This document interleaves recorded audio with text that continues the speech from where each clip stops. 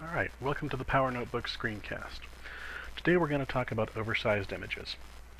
In this day and age of broadband internet connections and massive 6 GB Gmail accounts, it's not really as much of a problem as it used to be. But there are still email providers, including a lot of major ISPs, that will cap incoming emails at 2 megs or less. Which means if you're sending a lot of pictures, or videos, or what have you, it can create a very serious problem for your recipients, or it may just bounce off their mailbox. Now if you notice, I've got a bloated picture here on my desktop.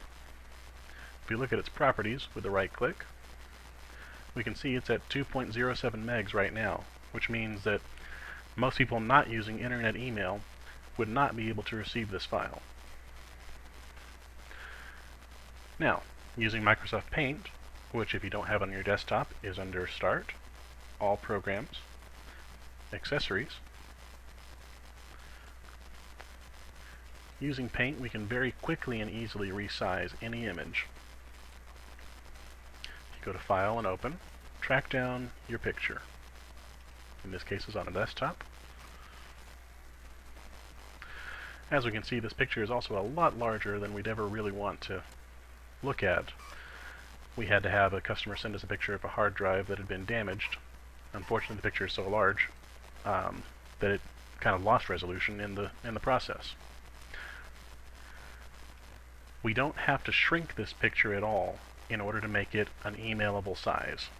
If you go to the Image menu at the top and click on Stretch Skew, make your proportions 99% and 99% horizontal and vertical. That keeps the image at the same proportions, just very slightly. And then let's say this is a new picture. We'll call this normal picture. With that one change, our normal picture has dropped half of its size.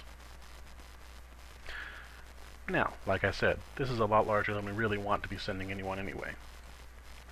So if we change it to 50%,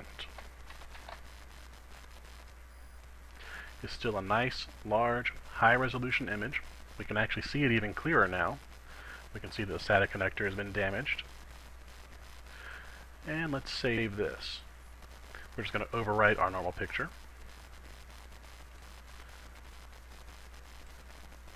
And now it's 326 kilobytes.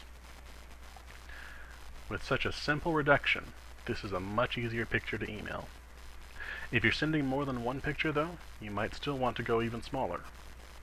So, let's shrink this again. Let's say 75%.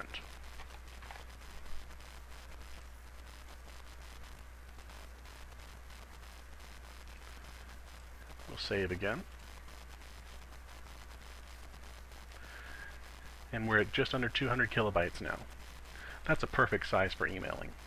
And if you send a picture that small, no one will ever complain that it's not quite as high a resolution. As you can see, it's a very clear image still, and as I argue, I think you can even make it out a little clearer than you could when it was at the full size. So if you keep this simple tip in mind next time you send emails, your recipients will thank you from the bottom of their hearts.